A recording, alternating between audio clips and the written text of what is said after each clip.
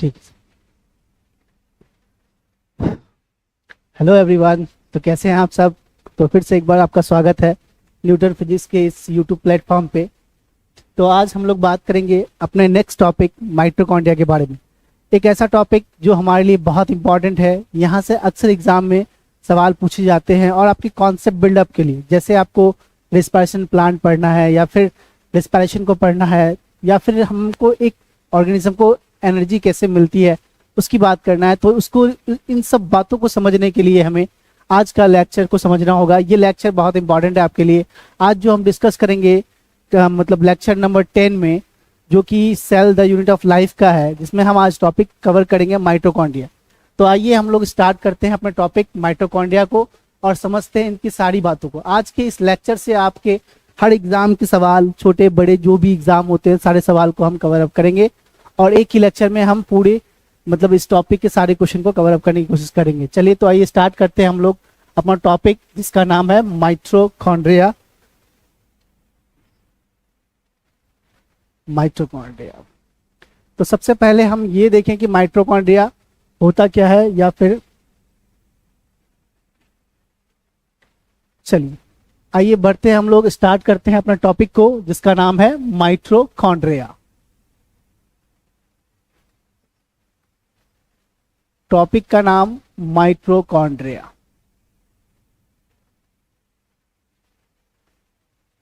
Mitochondria क्या होता है? माइटोकॉन्ड्रिया देखिए, जितने भी सेल्स होते हैं यूकेरियोटिक सेल्स, तो यूकेरियोटिक सेल में आपको माइटोकॉन्ड्रिया दिखाई देगा।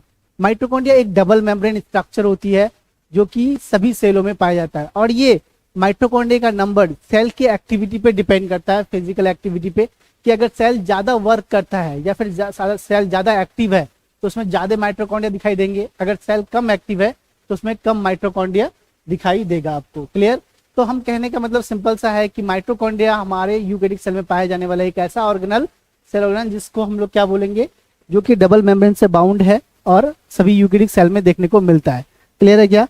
तो ये सब बातों को हम बढ़ाते हैं आगे। चलिए सुनिए, तो सबसे पहले हम क्या देखें माइटोकॉन्ड्रिया के बारे में, कि माइटोकॉन्ड्रिया अपने पास डबल मेम्ब्रेन स्ट्रक्चर है। कैसा है बच्चे लोगों? ये डबल मेम्ब्रेन सेल ऑर्गेनल है। डबल मेम्ब्रेन सेल ऑर्गेनल है। ये कहने का मतलब बेसिक सा है कि ये डबल मेम्ब्रेन सेल ऑर्गेनल है, इसके पास दो मेम्ब्रेन दिखाई देगा। और सुनिए, एक सेल में जितने सारे माइटोकॉन्ड्रिया मिलते हैं, सारे माइटोकॉन्ड्रिया, ऑल दी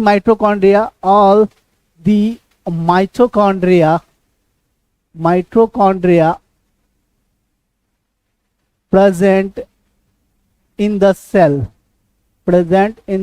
सेल, जितने भी माइटोकॉन्ड्रिया सेल में पाया जाता है उसको हम लोग बोलते हैं कॉन्ड्रियन। क्या बोलेंगे इसको हम लोग? कॉन्ड्रियन। ठीक है, तो कॉन्ड्रियन बोलेंगे जितने सारे माइटोकॉन्ड्रिया मौजूद है हमारे एक सेल में। तो आगे हम देखने की कोशिश करें तो माइटोकॉन्ड्रिया के बारे में, तो माइटोकॉन्ड्रिया का जो नंबर है, माइटोकॉन्ड्रिया का नंबर वेरी करता है। नंबर ऑफ माइटोकॉन्ड्रिया, देखो किसी सेल में एक भी हो सकता है और एक से ज्यादा भी हो सकता है, और ये सेल के एक्टिविटी पे डिपेंड करता है। अगर सेल ज्यादा मतलब एक्टिव है, सेल ज्यादा काम कर रहा है, तो माइटोकॉन्ड्रिया का नंबर ज्यादा मिलेगा। ठीक है, तो किसी सेल में एक भी पाया जाता है और किसी में बहुत ज्यादा भी सेल में पाए जाते हैं। ठीक है, तो जैसे ना माइक्रोस्टेसिस एक ना टर्म है, एक है माइक्रोस्टेसिस।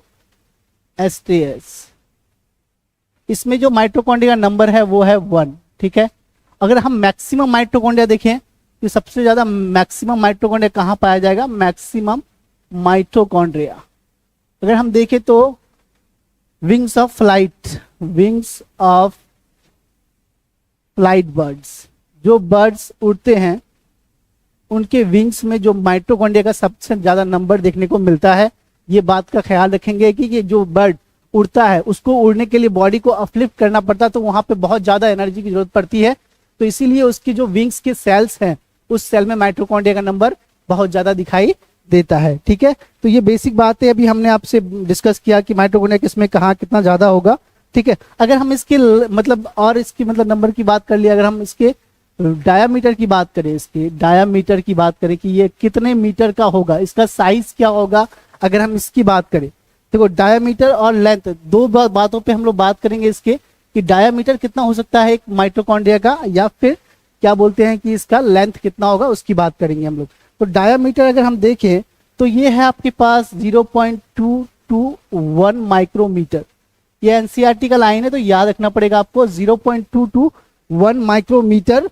और लेंथ की बात करें तो 1 से लेकर के 1 माइक्रोमीटर टू 4 माइक्रोमीटर तक हम इसकी लेंथ को देख सकते हैं, लेंथ को बता सकते हैं। ठीक है, क्लियर है? या फिर आपके एनसीईआरटी जो है वो 4.1 माइक्रोमीटर की बात हम लोग कर लेंगे। ठीक है, तो सुनिए एक बार फिर से कि माइटोकॉन्ड्रिया सभी यूकेरियोटिक सेल में पाया जाता है। इसका नंबर वेरी करता है किसके हिसाब से? इसके फंक्शन के हिसाब से। अगर आपका सेल ज्यादा एक्टिव है, सेल ज्यादा एक्टिव है या सेल को ज्यादा फिजिकल वर्क करना पड़ रहा है, तो वहां पे नंबर ऑफ माइटोकॉन्ड्रिया ज्यादा दिखाई देंगे। ठीक है, क्लियर? तो ये सब बातें आपको एक ने बताया। आइए थोड़ा सा हम लोग देखते हैं कि माइटोकॉन्ड्रिया दिखता कैसा है, फिर और हम बात करेंगे इसके बारे में। माइटोकॉन्ड्रिया दिखता कैसा, देखिए अगर ये एक सेल है तो ये सेल में जो ये स्ट्रक्चर देख रहे हैं आप लोग, ये जो स्ट्रक्चर देख पा रहे हैं, ये वाला स्ट्रक्चर यहाँ से यहाँ तक, ये जो आप देख पा रहे हैं ये क्या है? आपका एक माइटोकॉन्ड्रिया है। यही माइटोकॉन्ड्रिया है। और इस माइटोकॉन्ड्रिया को देखेंगे तो आपको ना इस तरह से अंदर डिप किया हुआ स्ट्रक्चर दिखाई दे रहा होगा। इस तरह का स्ट्रक्चर आपको, जो कि प्लाज्मा मेम्ब्रेन का इनफोल्डिंग होता है, इस तरह का स्ट्रक्चर दिखाई दे रहा होगा, जिसको हम लोग ना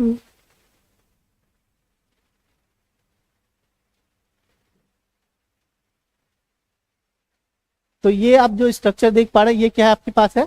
ये आपके पास माइटोकॉन्ड्रिया है। क्लियर? तो इस बात का आप लोग ख्याल रखेंगे कि ये क्या है आपका माइटोकॉन्ड्रिया है। ठीक है, तो देखिए ये इस तरह का माइटोकॉन्ड्रिया। और अगर हम बात करें इसके बारे में कि और कैसा है ये माइटोकॉन्ड्रिया, तो ये देखिए आगे बढ़े तो और देखें तो ये जो आप देख पा रहे हैं सामने, ये आपका एक माइटोकॉन्ड्रिया का फिगर है। तो ये जो हर सेल में जो पाया जा रहा है ना माइटोकॉन्ड्रिया, मैंने अभी पहले बताया आपको, माइटोकॉन्ड्रिया दो मेम्ब्रेन से घिरा होता है। बाहर वाले मेम्ब्रेन को क्या बोलते हैं हम लोग? Outer membrane. और जो अंदर वाला मेम्ब्रेन है उसको बोलेंगे इनर मेम्ब्रेन। ठीक है, तो आउटर मेम्ब्रेन और इनर मेम्ब्रेन, दो मेम्ब्रेन से बना हुआ ये स्ट्रक्चर माइटोकॉन्ड्रिया जो कि हमारे पास है, डबल स्ट्रक्चर है। और दूसरी बात, यहाँ का जो अंदर जो स्पेस है इसको हम लोग बोलते हैं मैट्रिक्स। और यहाँ पे देखिए ये जो आउटर मेम्ब्रेन और इनर मेम्ब्रेन है, इसके बीच का स्पेस को इंटर मेम्ब्रेन स्पेस के नाम से जाना जाता है। ये क्या कहलाएगा आपका? Inter membrane space. कौन सा space? Space between outer and inner membrane is called inter membrane space. आगे और देखिए, अब देखिए ये जो आपका जो आउटर मेम्ब्रेन है ना, ये स्मूथ है।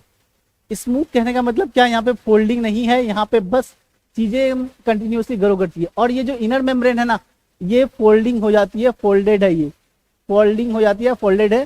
कहने का क्या मतलब कि देखिए अगर मैं आपसे कहूं कि ये आपके पास कोई माइटोकॉन्ड्रिया है, क्या है बच्चे लोगों? ये आपके पास माइटोकॉन्ड्रिया।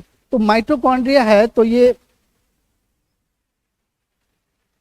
माइटोकॉन्ड्रिया है। तो माइटोकॉन्ड्रिया के बीच में हम ना जो सेकेंड लेयर है ना, कुछ इस तरह से, मतलब इस तरह का जो फोल्डिंग वाला मेम्ब्रेन है, ये क्या हो गया बच्चे लोगों? ये आपका माइटोकॉन्ड्रिया का एक फिगर हो गया जिसको हम लोग अभी देख रहे हैं। ठीक है, तो कहने का मतलब क्या है कि ये जो बाहर वाला जो मेम्ब्रेन देख रहे हैं ये ना मतलब स्मूथ है, मतलब कहीं फोल्डिंग नहीं है, डायरेक्ट है, कंटिन्यूअस है। और जो इनर मेम्ब्रेन देख पा रहे हैं, ये जो इनर मेम्ब्रेन देख रहे हैं, ये मेम्ब्रेन कंटिन्यूअस नहीं है, ये फोल्ड किया हुआ है, ऐसे ऐसे मुड़ा हुआ है, इस तरह से मुड़ा हुआ है, तो इसको क्या बोलते हैं? फोल्डेड। तो इनर मेम्ब्रेन कैसा है आपके पास? इनर मेम्ब्रेन आपके पास है folded.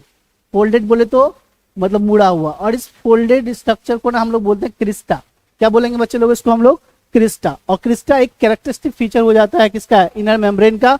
Inner membrane fold out होगी। आगे हम लोग बात करें तो राइबोसोम भी है इस माइटोकॉन्ड्रिया के पास, राइबोसोम भी है। और डीएनए भी, इसका खुद का डीएनए भी होता है। मतलब अब ये जो माइटोकॉन्ड्रिया इसके पास खुद का राइबोसोम है, खुद का डीएनए है, और खुद का राइबोसोम, खुद का डीएनए है, और खुद का आरएनए भी है। इसीलिए माइटोकॉन्ड्रिया को हम लोग सेमी ऑटोनोमस ऑर्गेनल बोलते हैं। सेमी ऑटोनोमस ऑर्गेनल, नोमस ऑर्गेनल क्यों बोलेंगे? क्योंकि इसके पास खुद का क्या है बच्चे लोगों? इसका खुद के पास, माइटोकॉन्ड्रिया के पास डीएनए भी है, खुद का आरएनए भी है, और राइबोसोम भी है। ऐसे ऑर्गेनल्स जिसके पास खुद का ये तीनों चीज होता है, इसको हम लोग क्या बोलते हैं? सेमी ऑटोनोमस ऑर्गेनल बोलेंगे माइटोकॉन्ड्रिया को। तो और एक स्पेशल स्ट्रक्चर हम देख पा रहे होंगे यहाँ पे, इनर मेम्ब्रेन में एक पिन हेड स्ट्रक्चर मौजूद है। Pin head structure, pin head structure मौजूद है किसमें? इनर मेम्ब्रेन में, जिसको हम लोग ऑक्सीसोम नाम देते हैं। क्या नाम देंगे बच्चे लोग इसको हम लोग? ऑक्सीसोम। ऑक्सीसोम कहाँ होता है? Inner membrane. माइटोकॉन्ड्रिया के इनर मेम्ब्रेन में पिन हेड स्ट्रक्चर धसा हुआ है, जिसको हम लोग क्या बोल रहे हैं ऑक्सीसोम। अब देखिए ये वाला जो स्ट्रक्चर है, इस जो अंदर धसा हुआ है, इसको F0 कहेंगे, और जो बाहर है उसको हम लोग F1 पोर्शन कहते हैं। मतलब जो ऑक्सीसोम है उसके दो पोर्शन है, एक तो F0 पोर्शन और दूसरा F1 पोर्शन। F1 portion. तो ये सारा माइटोकॉन्ड्रिया के बारे में हो गया, और ये इंपॉर्टेंट है, ध्यान रखेंगे। क्रिस्टी क्या होता है? क्रिस्टी क्या है बच्चे लोगों? अगर मैं आपसे बोलूं कि माइटोकॉन्ड्रिया का जो इनर मेम्ब्रेन फोल्डेड है, उस फोल्डेड स्ट्रक्चर को ही क्या बोलते हैं हम लोग? क्रिस्टी। और ये क्रिस्टी क्या करता है कि जो माइटोकॉन्ड्रिया का सरफेस एरिया है उसको इंक्रीज कर देगा, उसको बढ़ा देगा। कौन? आपका क्रिस्टी, यानी माइटोकॉन्ड्रिया के इनर मेम्ब्रेन को बढ़ा देगा। क्लियर है क्या? तो ये बात का ख्याल रखेंगे हम लोग। और ये आपका माइटोकॉन्ड्रिया का फिगर हो गया। अगर मैं आपसे बात करूं आपके माइटोकॉन्ड्रिया के बारे में, तो ये सारी बातें मैंने अभी तक की है। तो हम लोग देखा माइटोकॉन्ड्रिया के बारे में क्या क्या माइटोकॉन्ड्रिया होता है। अगर हम कहें कि प्लांट सेल में माइटोकॉन्ड्रिया ज्यादा मिलेगा या एनिमल सेल में, तो इसका जवाब है माइटोकॉन्ड्रिया का नंबर एनिमल सेल में ज्यादा होगा, क्योंकि माइटोकॉन्ड्रिया उन सेलों में ज्यादा पाया जिन सेलों का एक्टिविटी ज्यादा होता है। अगर हम देखें तो प्लांट के पास लोकोमोशन नहीं होता है, एनिमल के पास लोकोमोशन होता है। तो इसीलिए एनिमल जब लोकोमोशन करता है, यानी काम वर्क ज्यादा कर रहा है, तो इसके पास माइटोकॉन्ड्रिया का नंबर भी क्या रहेगा? प्लांट सेल से तो अधिक ही रहेगा। क्लियर है क्या? चलिए, तो अब आगे हम लोग ये देखेंगे कि माइटोकॉन्ड्रिया को हम लोग किस किस नाम से बुला सकते हैं, क्या क्या इसको बोलते हैं। एक एक करके हम लोग सारी बातों को देखते हैं। आइए तो हम लोग देखते हैं माइटोकॉन्ड्रिया क्या कहना चाहता है माइटोकॉन्ड्रिया। चलिए, अगर मैं आपसे कहूं कि ये है माइटोकॉन्ड्रिया, क्या है बच्चे लोगों? ये माइटोकॉन्ड्रिया। माइटोकॉन्ड्रिया, सबसे पहली बात तो हम ये जानेंगे कि ये कैसा स्ट्रक्चर है आपके पास? डबल मेम्ब्रेन स्ट्रक्चर है। कैसा बच्चे लोग स्ट्रक्चर? ये डबल मेम्ब्रेन स्ट्रक्चर है, मतलब दो लेयर से घिरा हुआ है, आउटर लेयर और इनर लेयर। आउटर लेयर आपका स्मूथ है, कंटिन्यूअस है, और इनर मेम्बर आपका फोल्डेड है। सबसे पहले जो ना माइटोकॉन्ड्रिया ना हमारे एक सेल को ना एनर्जी प्रोवाइड करता है, पावर प्रोवाइड करता है, इसीलिए इसको हम लोग बोलते हैं power house of the cell. क्या बोलेंगे बच्चे लोग इसको हम लोग? Power house of the cell. क्यों बोला इसको? क्योंकि एक सेल को क्या करता है? एनर्जी प्रोवाइड करता है in the form of ATP. किस फॉर्म में एनर्जी प्रोवाइड करेगा बच्चे लोगों? इसको एटीपी के फॉर्म में। एटीपी के फॉर्म में ये एनर्जी प्रोड्यूस कर देगा, इसीलिए इसको हम लोग power house of the cell कहते हैं। दूसरी बात कहूं मैं तो ये जो आपका माइटोकॉन्ड्रिया है ना, ये सेल विद इन सेल है। Cell within cell. Cell within cell क्या मतलब हुआ इसका? देखिए, सेल विद इन सेल का मतलब है कि माइटोकॉन्ड्रिया एक ऐसा स्ट्रक्चर है जो ना इंडिपेंडेंट एग्जिस्टेंस को भी शो कर सकता है। अगर मान लेते हैं माइटोकॉन्ड्रिया को हम सेल से आउट कर देते हैं, यानी निकाल लेते हैं, तो बाहर भी मतलब एक सेल की तरह ही बिहेव करेगा। इसीलिए इसको हम लोग क्या बोलते हैं कि ये अपना सेल विद इन सेल है। मतलब सेल के अंदर भी क्या है? सेल। क्यों? क्योंकि ये इसके पास खुद का डीएनए है, आरएनए है, मतलब राइबोसोम है, सब कुछ है इसके पास खुद का, तो ये अकेले भी एग्जिस्टेंस में शो कर सकता है। क्लियर? तो इसीलिए इसको हम लोग क्या बोलते हैं? सेल विद इन सेल बोलेंगे। दूसरी बात क्या है? ये जो आपका माइटोकॉन्ड्रिया है ना, ये साइट होता है एरोबिक रिस्पायरेशन का। किसका बच्चे लोगों? ये एरोबिक रिस्पायरेशन का साइट है। Aerobic respiration. माइटोकॉन्ड्रिया कैसा रिस्पायरेशन करता है? तो एरोबिक रिस्पायरेशन करता है। अब एरोबिक रिस्पायरेशन क्या होता है उसकी बात मैं करूं तो एरोबिक रिस्पायरेशन का मतलब होता है कि ऐसा रिस्पायरेशन जो किसके प्रेजेंस में हो? ऑक्सीजन के प्रेजेंस में, उसको क्या बोलेंगे हम लोग? Aerobic respiration. एक मिनट में पानी पी लो।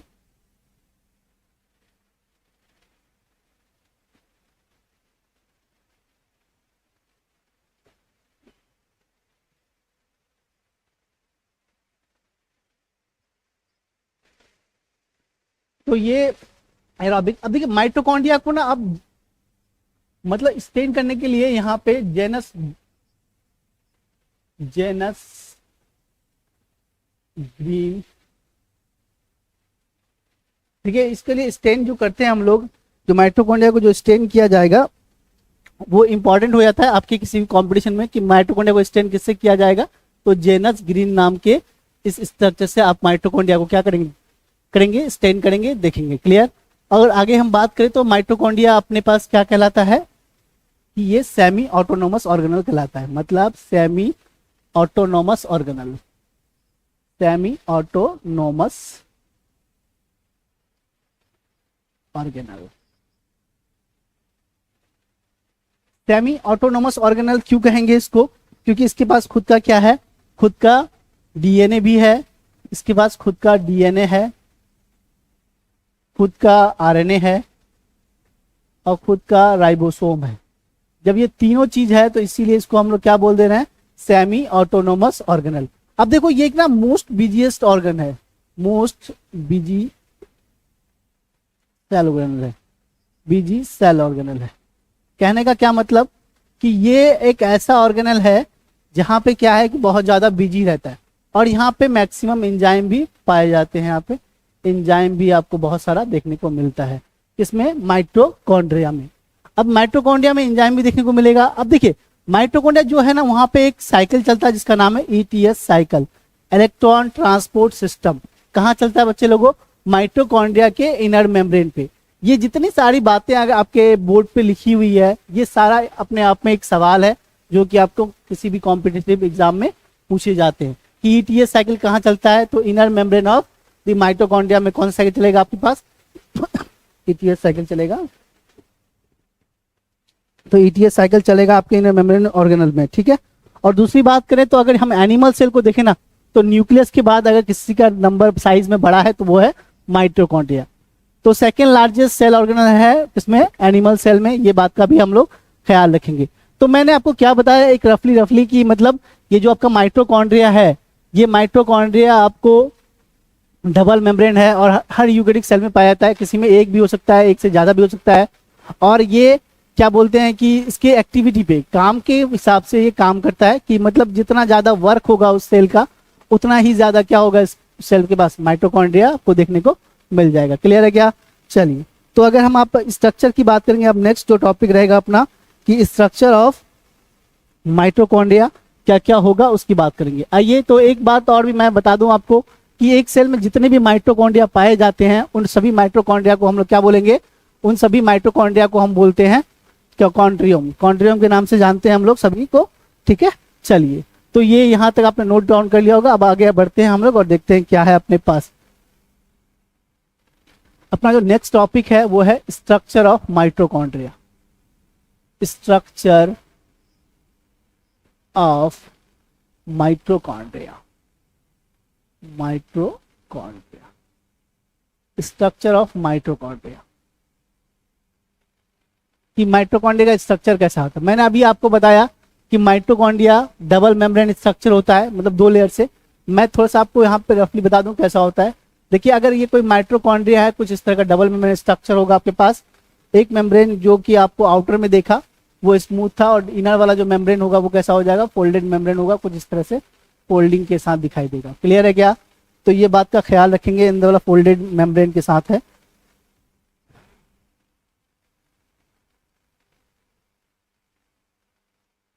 तो ये जो देख पा रहे हैं माइटोकॉन्ड्रिया, ये आउटर मेम्ब्रेन है, आउटर मेम्ब्रेन हो गया माइटोकॉन्ड्रिया का, और ये जो है आपका है इनर मेम्ब्रेन है, इनर मेम्ब्रेन। इन दोनों के बीच में स्पेस है, इंटर माइटोकॉन्ड्रियल स्पेस के नाम से जानते हैं इसको।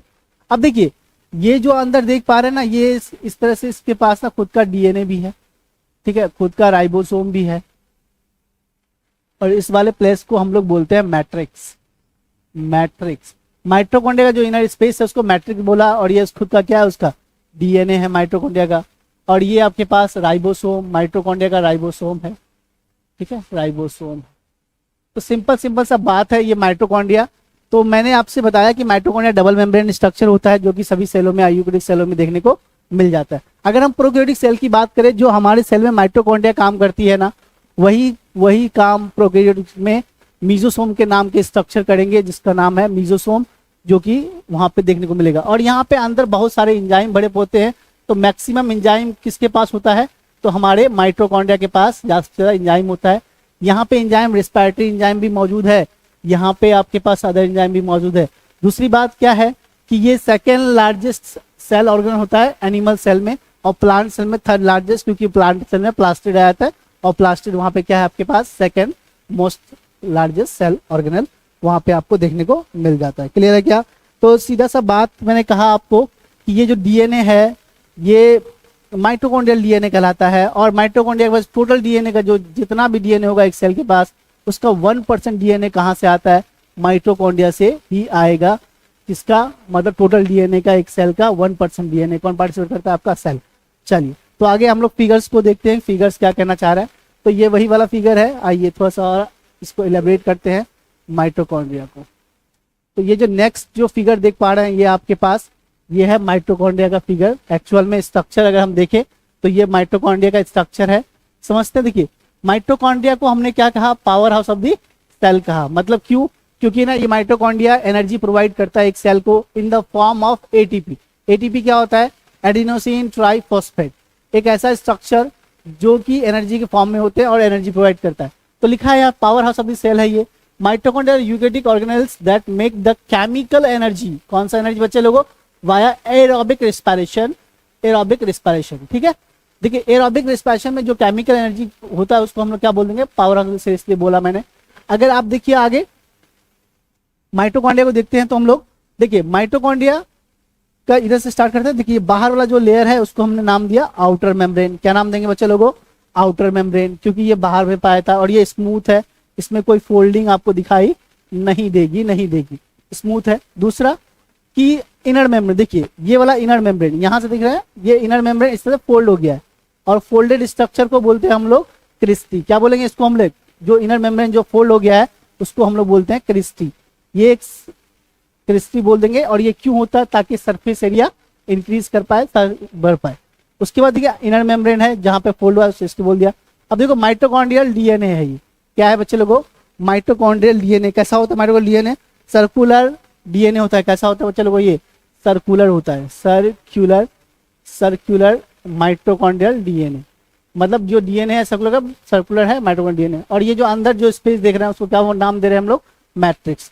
तो एक्चुअल में अगर एक हम माइटोकॉन्ड्रिया को देखें तो कुछ हमें इस तरह का दिखाई देगा, किसका स्ट्रक्चर, माइटोकॉन्ड्रिया का स्ट्रक्चर हमें दिखाई दे देगा। और दूसरी बात जो इसका जो इनर मेम्ब्रेन ना, यहाँ पे एक साइकिल चलता है जिसका नाम है एटीएस साइकिल, मतलब एनर्जी ट्रांसपोर्ट सिस्टम। कहाँ पे चलता है बच्चे लोगों, माइटोकॉन्ड्रिया के मेम्ब्रेन में चलता है। क्लियर। तो ये सब बातों को आप लोग क्या रखेंगे, ध्यान रखेंगे। और हम लोग बात करें तो चलिए आगे बढ़ते हैं, हम लोग देखते हैं लेक्चर का ड्यूरेशन कितना हो गया। चलिए तो आगे बढ़ते हैं हम लोग थोड़ा सा और देखते हैं माइटोकॉन्ड्रिया के बारे में कि माइटोकॉन्ड्रिया कहना क्या चाह रहा है। देखिए तो सबसे पहले हमने कहा आपके पास कि ये आपका कोई माइटोकॉन्ड्रिया, ठीक है, माइटोकॉन्ड्रिया। ये माइटोकॉन्ड्रिया कैसा माइटोकॉन्ड्रिया बन गया, ये माइटोकॉन्ड्रिया को तो इरेज करना पड़ेगा आप लोगों को।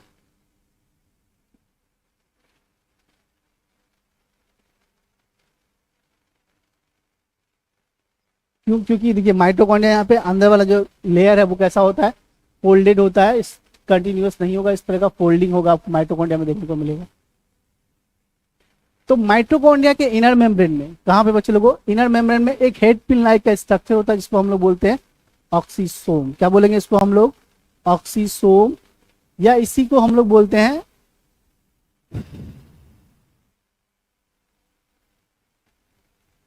इसी को एलिमेंट बोलते हैं। ये ऑक्सीसोम बोल दीजिए, या इसी को ना हम लोग बोलते हैं एलिमेंट्री पार्टिकल्स। क्या बोलेंगे बच्चे लोग इसको हम लोग, एलिमेंट्री पार्टिकल्स, एलिमेंट्री पार्टिकल्स बोलेंगे। Clear, animal particles. अब देखिए ये ऑक्सीसोम में ना, यहीं पे आपको ये ऑक्सीसोम में दो हेड में होता है, ऑक्सीसोम में दो पोर्शन है, एक है आपके पास F0 और दूसरा है आपके पास F1। ठीक है, अगर मैं आपसे कुछ बात करूं इस तरह की कि इस तरह का होता है, तो ये जो अंदर वाला स्ट्रक्चर है इसको हम लोग बोल देंगे F0 और बाहर वाले स्ट्रक्चर को हम लोग बोलते हैं F1। क्लियर है क्या। अब देखिए ये किससे होता है, यहाँ पे ना F1 में ऑक्सीडेटिव फोस्फोराइलेशन होता है। मतलब क्या होगा, इसका मतलब होता है कि एटीपी का फॉर्मेशन होगा इन द किसमें, ऑक्सीडेटिव फोस्फोराइलेशन। कहाँ पे देखने को मिलेगा आपको, ऑक्सीसोम में। क्लियर है क्या। तो ये बात का आप ख्याल रखेंगे माइटोकॉन्ड्रिया के बारे में, ये सब माइटोकॉन्ड्रिया के बारे में बात हो गया। क्लियर है क्या। चलिए तो मैं आपसे ये भी कह रहा था कि माइटोकॉन्ड्रिया के पास, अब देखिए कुछ कुछ इंपॉर्टेंट लाइन जो हम लोग माइटोकॉन्ड्रिया में याद रखेंगे कि माइटोकॉन्ड्रिया क्या क्या बातें याद रखेंगे, ये सुनिए। देखिए माइटोकॉन्ड्रिया डबल मेम्ब्रेन है, सेमी ऑटोनोमस ऑर्गेनल कहते हैं। सारी बातें मैंने कर ली है। तो यहाँ पे कुछ साइकिल चलता है जिसको याद रखेंगे। यहाँ पे माइटोकॉन्ड्रिया के पास होता है करेब साइकिल। कौन सा साइकिल बच्चे लोगों, करेब साइकिल। कहाँ पे चलता है, माइटोकॉन्ड्रिया में चलता है। दूसरा एक साइकिल चलेगा ETS, इलेक्ट्रॉन ट्रांसपोर्ट सिस्टम। मतलब क्या हुआ यहाँ पे कि यहाँ पे इलेक्ट्रॉन ट्रांसपोर्ट सिस्टम होगा और वाटर का फॉर्मेशन होता है, आगे बात करेंगे। और तीसरा भी मैंने बताया oxidative phosphorylation, oxidative phosphorylation, phosphorylation,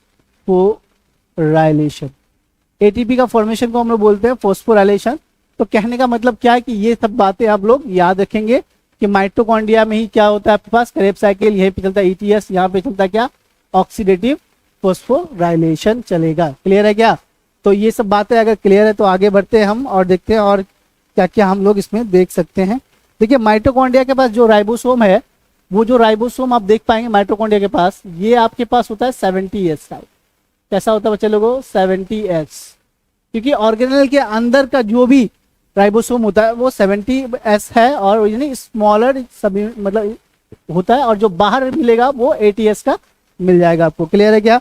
तो ये सारी बातें हम लोग कर लिए। आगे हम लोग आप देखते हैं कि अपना इसका फंक्शन क्या है, what is the function of mitochondria. तो ये फंक्शन की बात करूं मैं तो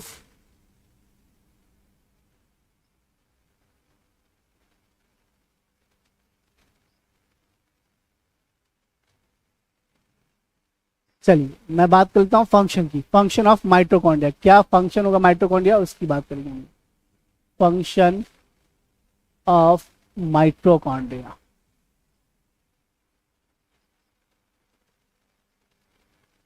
कि क्या फंक्शन होता है माइटोकॉन्ड्रिया का, उसकी बात करेंगे। फंक्शन ऑफ माइटोकॉन्ड्रिया, सिंपल सा बात समझिए कि माइटोकॉन्ड्रिया का काम क्या है कि एटीपी का फॉर्मेशन करेगा, मतलब एटीपी बनाएगा और एनर्जी प्रोवाइड करेगा। क्लियर? तो माइटोकॉन्ड्रिया का काम होता है फॉर्मेशन ऑफ एटीपी, एटीपी का फॉर्मेशन करना। और दूसरी बात, और ना एक सेल को ना एनर्जी प्रोवाइड करता है। क्या करेगा बच्चों लोगों, ये सेल को एनर्जी प्रोवाइड करेगा, तो इसीलिए इसको हम लोग एनर्जी हाउस के नाम से भी जानते हैं कि ये आपका एनर्जी हाउस है। क्लियर?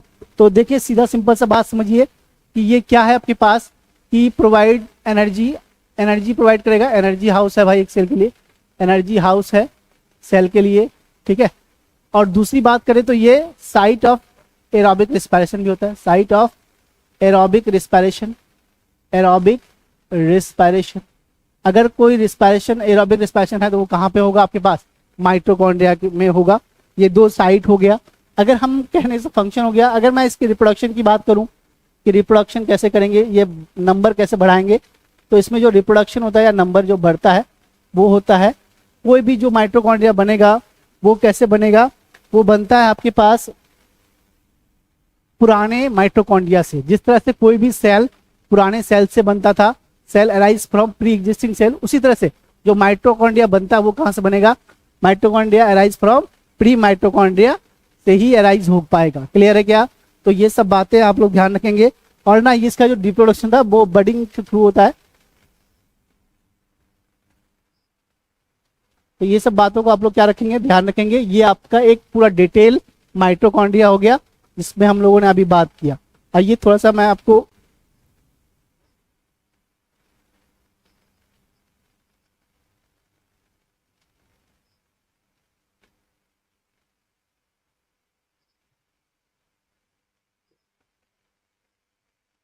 तो ये अपना माइटोकॉन्ड्रिया यहाँ से कंप्लीट हुआ। अब अगले लेक्चर में ये यहाँ पे हमने आपको माइटोकॉन्ड्रिया पढ़ा दिया। अब अगले लेक्चर में हम लोग बात करेंगे हमारे नेक्स्ट टॉपिक जिसका नाम है प्लास्टिड।